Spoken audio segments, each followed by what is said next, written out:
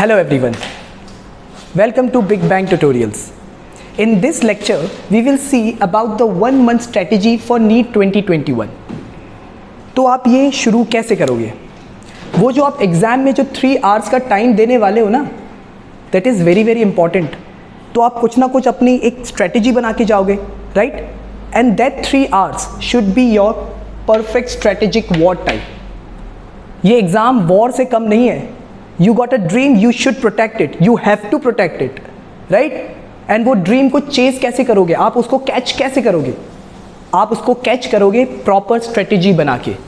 And आप कोई भी हार्ड वर्क नहीं करोगे, आप करोगे only and only smart work. ठीक है? अच्छा, अब ये स्मार्ट वर्क में आप क्या क्या अप्लाई करोगे? आप है ना सॉल्व करोगे PYQs, आप प्रॉपर वेटेज के हिसाब से चैप्टर्स को कंप्लीट करोगे, आप प्रॉपर वेटेज के हिसाब से चैप्टर्स कंप्लीट करोगे, right, with in the time period, है ना.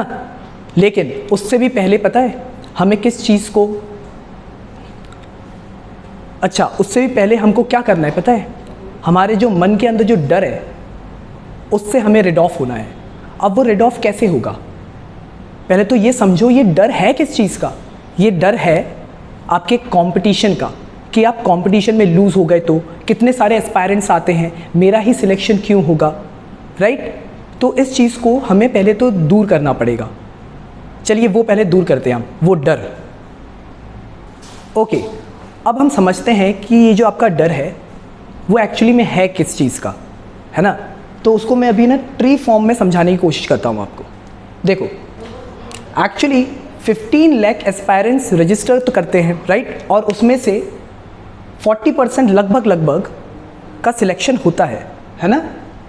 मान के चलें तो 6 लाख का सिलेक्शन हो गया. लेकिन क्या ये सारे के सारे 15 लाख आपके कंपटीशन है?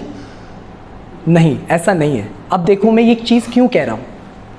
उसमें से मान लो कि है ना -2 लाख कर दो आप 15 लाख में से, क्योंकि उन्होंने एग्ज़ाम ही नहीं दिया होता, राइट. बचे कितने? 13 लाख. देन 13 लाख में से 2 लाख आप मान लो कि है ना उनकी प्रिपरेशन जो है वो इनकम्प्लीट है, प्रॉपर ईमानदारी से उन्होंने प्रिपरेशन नहीं किया होता, राइट. तो और कम हो गए एस्पायरेंट्स, कंपटीशन लेवल और डाउन हो गया थोड़ा सा, 11 लाख पे आ गए. नाउ फिर बचते हैं 1 लाख और अगर हम ऐड करें,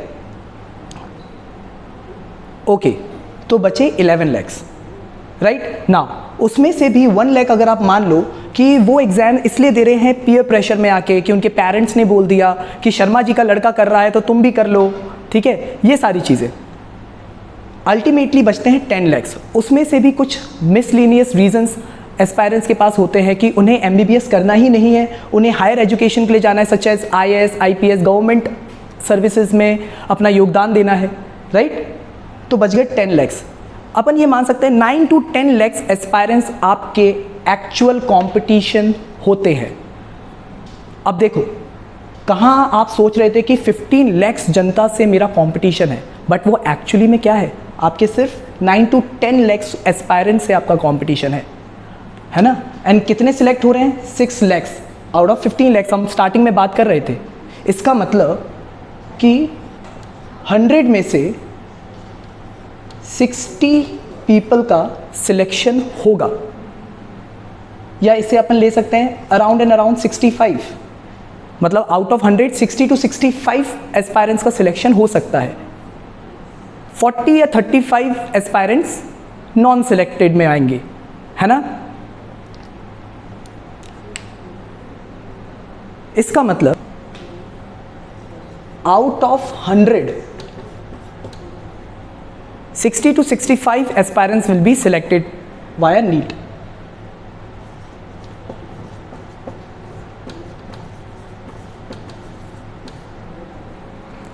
अब थोड़ा फियर आपका कम हुआ होगा, राइट.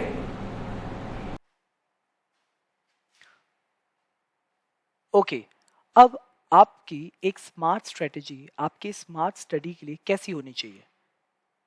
जब हम जब प्रिपरेशन करते हैं तब हम फिजिक्स को सबसे पहले प्रायोरिटी देते हैं, then chemistry and then bio.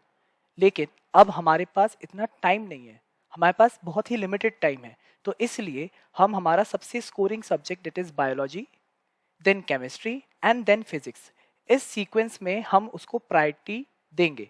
Alright, चलिए। सो अब आप इन चैप्टर्स को, इस कोर्स को कैसे कंप्लीट करोगे विद इन 30 डेज?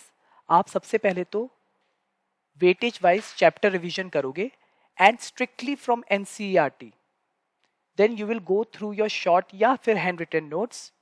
देन आप PYQs लगाइए एंड मॉक टेस्ट। ये 4 आपके स्मार्ट स्टडी में बहुत ही ज़्यादा हेल्प करेंगे। ऑलराइट, चलो। तो ये वेटेज वाइज मैंने है ना चैप्टर्स को यहाँ दिखा दिया है आप लोग को, तो आप उस हिसाब से चैप्टर्स कवर अप करना, ठीक है। ये फिजिक्स के चैप्टर्स हैं, देन ये बायोलॉजी के चैप्टर्स हैं, both for botany and zoology, and then chemistry. Okay, fine. चलिए, अब मैंने आपको डूज तो बता दिए, अब आपको क्या नहीं करना है। These should be your don'ts. Avoid studying the entire chapter from the beginning. Starting से हर एक चीज, हर एक वर्ड पढ़ते हुए नहीं चलना है। Only the main portions. कोई भी एक नया टॉपिक जिसको आपने बिल्कुल स्टार्टिंग से टच नहीं किया है, बिल्कुल स्टार्ट मत करना। देन विदाउट ब्रेक्स बिल्कुल मत पढ़ना, ठीक है। 3 घंटे आपने वन स्ट्रेच में पढ़ लिया, enough. Take then 1 hour rest and then study for 3 hours। That is very fine. And सबसे लास्ट एंड इंपॉर्टेंट बात, कीप योरसेल्फ काम। कभी घबराना मत, इसी प्लान को अच्छे से फॉलो करना, and then you will be able to select it in the NEET.